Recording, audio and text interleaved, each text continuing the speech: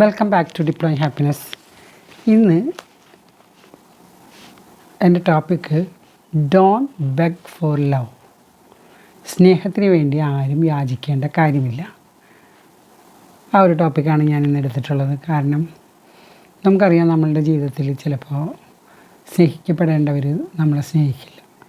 Partners, അതേപോലെ lovers, പലരും സ്നേഹിക്കപ്പെടാൻ ആഗ്രഹിച്ചിട്ടും സ്നേഹിക്കാതെ നമ്മളെ മറന്ന്, നമ്മളെ കാണാതെ, കണ്ടില്ലെന്ന് നടിച്ച് നടക്കുന്നവരുണ്ടല്ലേ.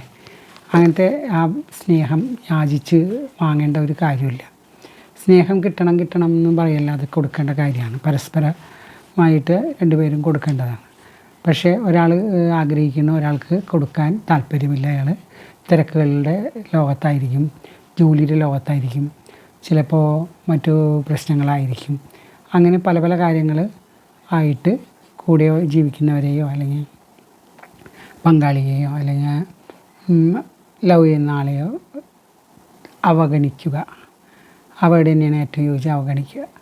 എന്നിട്ടും നമ്മൾ ഇന്ന് ശരിയാവും, നാളെ ശരിയാവും. ഇപ്പോൾ പാർട്ട്നേഴ്സ് ആണെങ്കിൽ എന്തെങ്കിലും ഒരു പ്രശ്നം ആയിരിക്കും എന്ന് കരുതി നാളെ ശരിയാവും, മറ്റന്നാൾ ശരിയാവും, അങ്ങനെ നീണ്ട് വർഷങ്ങളോളം അങ്ങനെ കാത്തിരിക്കും.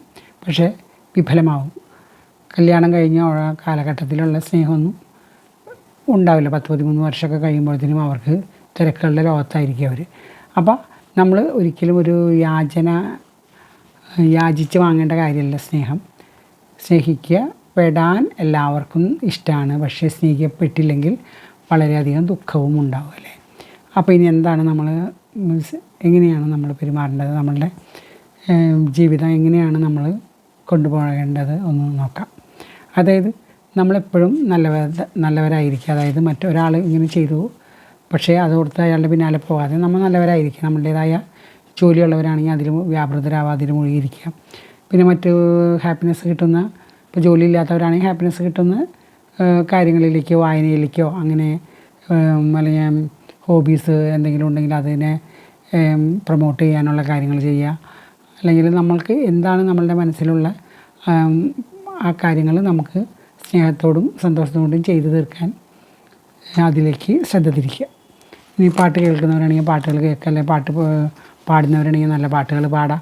ഇതൊക്കെ നമുക്ക് നമ്മളുടെ അതിൽ നിന്ന് മാറ്റാൻ, നമ്മളുടെ മനസ്സിനെ മാറ്റിയെടുക്കാൻ സാധ്യമാവുന്ന കാര്യങ്ങളാണ്. ഇനി റിലേഷൻഷിപ്പിൽ ഒരു വിള്ളൽ വീണ് നമ്മളിപ്പോൾ ഭാര്യയുടെ കാര്യം പറയാം. ഭാര്യ ഭർത്താവ് ഗൗനിക്കുന്നില്ല, പക്ഷേ എന്ത് ചെയ്യും? അപ്പോൾ എന്താ ചെയ്യേണ്ടത്? Set A boundary. നമ്മളൊരു ബൗണ്ടറി തീർത്തിട്ട് നമ്മൾ അതിൻ്റെ ഉള്ളിൽ അങ്ങ് ജീവിക്കുക. അല്ലാതെ അവരെ ഉപേക്ഷിച്ച് പോയി വീട്ടിൽ ചെന്ന് നിൽക്കാനൊന്നും നിൽക്കേണ്ട. ബൗണ്ടറി സെറ്റ് ചെയ്തിട്ട് നമ്മളതിൽ ഹാപ്പിയായിട്ട് നമ്മൾ ജീവിച്ച് അവർക്ക് കാണിച്ചു കൊടുക്കണം. അങ്ങനെയാണ് നമ്മൾ വേണ്ടത്. പിന്നെ ചേസ് ചെയ്യേണ്ട കാര്യമില്ല. ഡോണ്ട് ചേസ് ഇത്.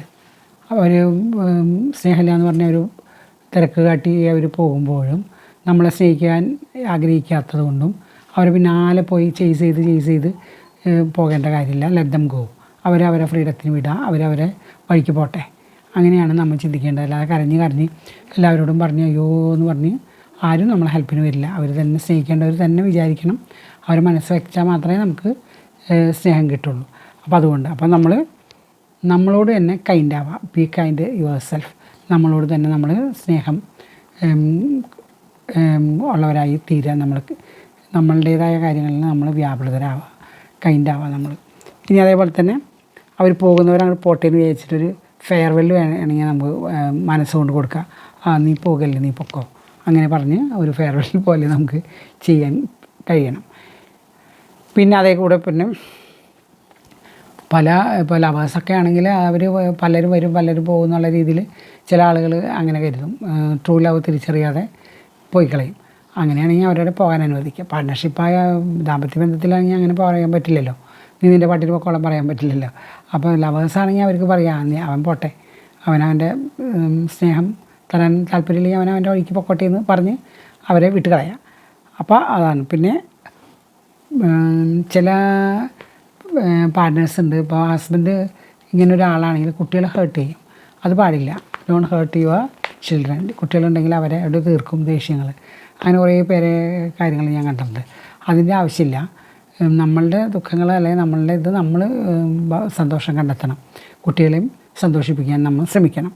ഇനി അതേപോലെ നമ്മളുടെ സെൽഫ് എസ്റ്റീം നമുക്ക് ഇല്ലാതാവും. അപ്പോൾ അത് ഒക്കെ പ്രൊമോട്ട് ചെയ്യാനുള്ള കാര്യങ്ങൾ നമ്മൾ തൻ്റെ അടുത്തോടുകൂടെ നമ്മളുടെ കാര്യങ്ങളെല്ലാം ചെയ്ത് മുന്നോട്ട് പോകണം. ഇനി ഈ സന്തോഷം പിടിച്ച് വാങ്ങാൻ പറ്റാത്ത ഇവർ ഇങ്ങനെ പോയിക്കൊണ്ടിരിക്കുകയാണല്ലോ. ഒരു കാലഘട്ടം കഴിയുമ്പോൾ അവർക്ക് തിരിച്ചറിവ് ഉണ്ടാവുമായിരിക്കും. അപ്പോൾ അവർ തിരിച്ചു വരും. അങ്ങനെയും കരുതാം നമുക്ക്. അങ്ങനെയും കുറച്ച് ആളുകളുണ്ട്. സന്തോഷം തന്നില്ലെങ്കിൽ ഒരു രീതിയിൽ യാചിച്ച് പിന്നാലെ പോകണ്ട. ആ കാര്യമില്ല. നമ്മൾക്ക് നമ്മളുടേതായ കാര്യങ്ങളിൽ വ്യാപൃതരായിരിക്കുക. അതാണ് വേണ്ടത്. പിന്നെ നിങ്ങൾക്ക് ജീവിക്കാൻ കഴിയണം. നമ്മളിതിന് നമ്മളുടെ ജീവിതം നശിപ്പിച്ച് കളയാൻ ഒരാളില്ല എന്ന് ചോദിച്ചിട്ട് നമ്മൾ സന്തോഷമായിട്ട് ജീവിക്കാൻ.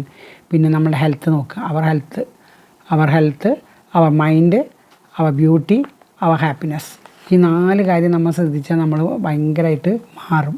ഹെൽത്തിന് ശ്രദ്ധിക്കുക, അതേപോലെ തന്നെ നമ്മളുടെ ഹാപ്പിനെസ് നമുക്ക് ഉണ്ടാക്കിയെടുക്കുക, അതേപോലെ തന്നെ നല്ല മനസ്സ്, എപ്പോഴും സന്തോഷമുള്ള മനസ്സ്. നമുക്കറിയാം നമ്മളുടെ മനസ്സ് കൺട്രോൾ ചെയ്യാൻ പറ്റിക്കഴിഞ്ഞാൽ തന്നെ നമുക്ക് കൂടുതൽ സമാധാനം. കൺട്രോൾ ചെയ്യാൻ കഴിയാത്തവരാണ് ചിലപ്പോൾ പല രീതിയിലും ചിന്തിക്കുന്നത്. അപ്പോൾ അതുകൊണ്ട് അത് ചെയ്യുക. പിന്നെ അതേപോലെ തന്നെ നമ്മളുടെ ബ്യൂട്ടി, അതൊക്കെ നമ്മൾ നല്ല നീറ്റായിട്ട് നമ്മൾ ബ്യൂട്ടിയൊക്കെ കോൺഷ്യസ് ആയിട്ട് അതൊക്കെ ചെയ്ത് നമ്മൾ ഭംഗിയായി നടക്കുക. അങ്ങനെ ആകുമ്പോൾ നമുക്ക് ഇവർ നമ്മളെ കണക്കിലെടുത്തില്ലെങ്കിലും നമ്മളെ സ്നേഹിച്ചില്ലെങ്കിലും നമുക്ക് ജീവിച്ചു പോകാൻ കഴിയും.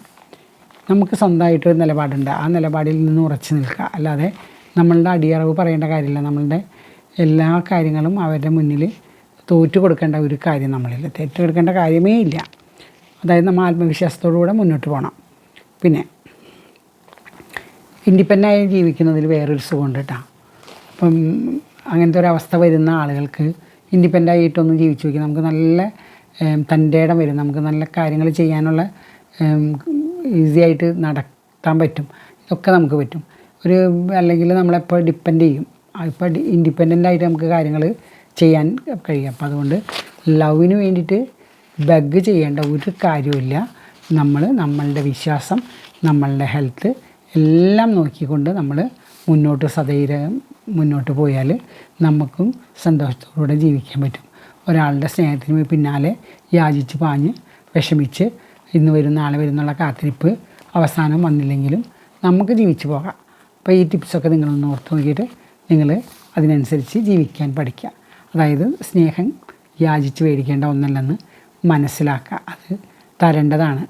അപ്പോൾ പരസ്പരമായിട്ട് അങ്ങോട്ടും ഇങ്ങോട്ടും കൊടുക്കേണ്ട ഒരു കാര്യമാണ്. ഇപ്പോൾ ഒരാൾ തന്നില്ല എന്ന് വിചാരിച്ചിട്ട് നമ്മൾ കൊടുക്കാൻ തയ്യാറായാൽ അയാൾക്ക് അതിൻ്റെ ആവശ്യമില്ലാത്ത ഒരു അവസ്ഥ വരികയാണെങ്കിൽ ഈ വക ടിപ്സൊക്കെ ഉപയോഗിച്ച് നമുക്ക് സുന്ദരമായി ഹാപ്പി ആയിട്ട് ജീവിച്ച് തീരാം. കുട്ടികളുണ്ടെങ്കിൽ അവരെ ഹാപ്പിയാക്കി ജീവിക്കാം. Okay, thank you. സബ്സ്ക്രൈബ് ചെയ്യാത്തവർ സബ്സ്ക്രൈബ് ചെയ്യണം, ലൈക്ക് ഷെയറും തരണം. നിങ്ങളുടെ കമൻസും പ്രതീക്ഷിക്കുന്നുണ്ട്. ഓക്കെ, വേറൊരു ടോപ്പിക്കായിട്ട് വീണ്ടും കാണാം. Thank you.